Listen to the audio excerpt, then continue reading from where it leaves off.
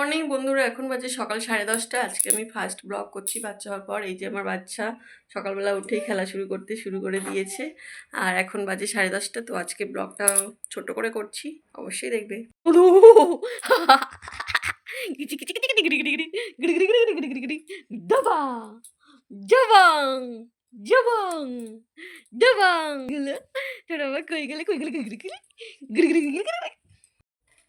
সকালবেলা ব্রেকফাস্ট করলাম দুধ বিস্কুট দিয়ে, কারণ ছোট বাচ্চাকে সামলিয়ে বাড়িতে কেউ নেই, মা তো শরীর খারাপ, মাসির বাড়ি গেছে, তাই জন্য আমি আর বেশি কিছু করতে পারিনি। বর খেয়েও গেছে, আমিও খেলাম। তারপরে একবার খেয়েছি, জামা কাপড় মেলে দিয়েছি প্রথমে। এই জামাগুলো 6টা জামা আমি মিশো থেকে অর্ডার করেছিলাম। তো জামাগুলো কোয়ালিটি খুব ভালো আর কম দামে ভালো জামা পাওয়া গেছে। আর জলটা রোদে দিয়েছিলাম, ওকে আমি চান করার দিনগুলোতে রোদ্রে জল দিই, যাতে গরম জলের সাথে একটু মিক্স করে এই জলে স্নান করাই। তারপরে আবার কেচে আবার মিলতে গেলাম। তো জামাগুলো খুবই ভালো, মিশো থেকে তোমরাও কিনতে পারো, কোয়ালিটি খুব ভালো ছিল। তারপর বাসন টাসন সব মেজে নিয়ে কিছুক্ষণ ওকে দেখে আসলাম। ও উঠে গেছে, আবার ওকে খাইয়ে দাঁড়িয়ে ঘুম পাড়াতে গেলাম। কিছুক্ষণ ঘুম পাড়ানোর পর দেখি আবার উঠে গেছে, আবার ওর কাছে গেলাম, ওকে আবার খাওয়ানো হলো, আবার ঘুম পাড়িয়ে দিলাম। তারপরে আমার বোন এসেছিলো, ওকে বললাম তুই একটু ধর, আমি ওকে স্নান করাবো। তো আমি ওকে তেল মালিশ করলাম, ও একটু ধরলো, তারপরে আমরা দুজন মিলে ওকে স্নানটা করিয়ে নিলাম। যখন ও ঘুমাচ্ছিলো সেই ফাঁকে আমি রান্না করতে চলে গেলাম। আজকে আমি স্পেশালভাবে রান্না করেছি ডিম দিয়ে, ফুলকপি দিয়ে আলুর তরকারি। কখনো ফুলকপি দিয়ে ডিমের তরকারি আমি করিনি, এই প্রথমবার করেছি ফুলকপি দিয়ে আলু দিয়ে ডিম তরকারি। তো ভালোই লাগে খেতে, অনেকে বলে ভালো খেতে লাগে, তো আমি কখনো খাইনি আর কখনো রান্নাও করিনি, প্রথমবার করলাম। তোমরাও বাড়িতে করে খেয়ে দেখতে পারো, ডিম দিয়ে আলু দিয়ে ফুলকপির তরকারি খুবই ভালো হয়, আর মাখা মাখা করলে বেশি সুন্দর টেস্ট হয়।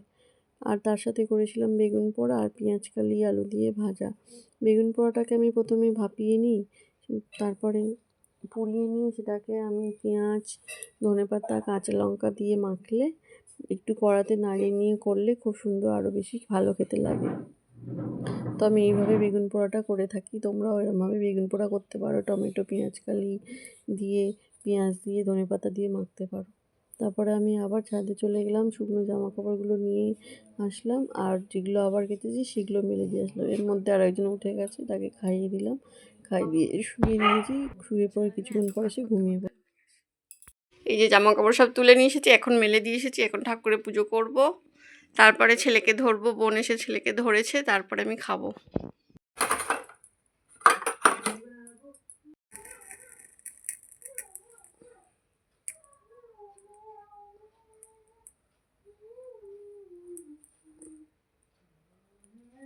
তো বন্ধুরা, বাড়িতে বাচ্চা থাকলে কত কিছু সামলে তারপরে বাচ্চাকে সামলাতে হয়।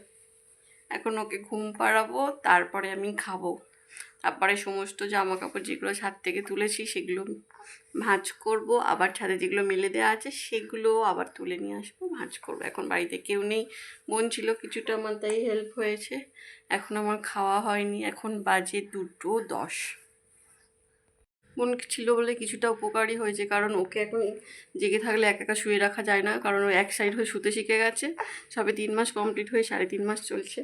তো এখনও অবুর হওয়ার জন্য, ওল্টানোর জন্য খুব চেষ্টা করে, ঘাড়ে লেগে যায় যদি, ওই জন্য বোন কিছুটা ছিল, আমি স্নানটা করে আসলাম আর কিছু জামা কাপড় আবার কেচে আসলাম।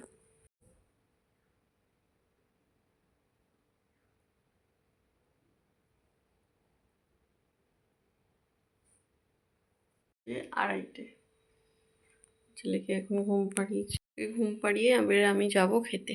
তো বন্ধুরা, আমি এখন খাবো পেঁয়াজকলি ভাজা, বেগুন পোড়া আর ডিমের তরকারি, যেন ফুলকপি দিয়ে করেছি।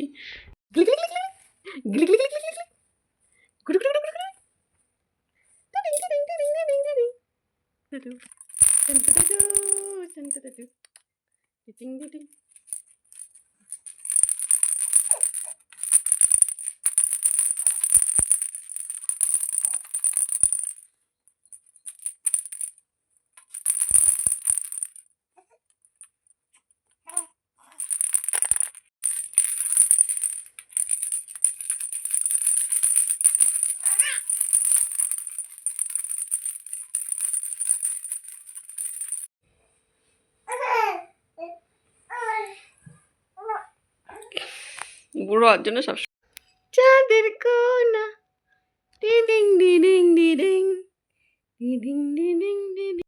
আজকের ব্লগটা এখানেই শেষ করছি। সারাদিন এত ক্লান্ত হয়ে এখন খেতে বসেছি। খুব প্রচণ্ড খিদে পেয়েছে, জানি না কখন আবার উঠে পড়বে। ওকে ঘুম পাড়িয়ে দিয়ে এসেছি। খেতে পারবো কি সবটা এখনও জানি না। এক্ষুনি যদি উঠে যায় তো খাওয়া বন্ধ করে দিয়ে আবার যেতে হবে। টাটা।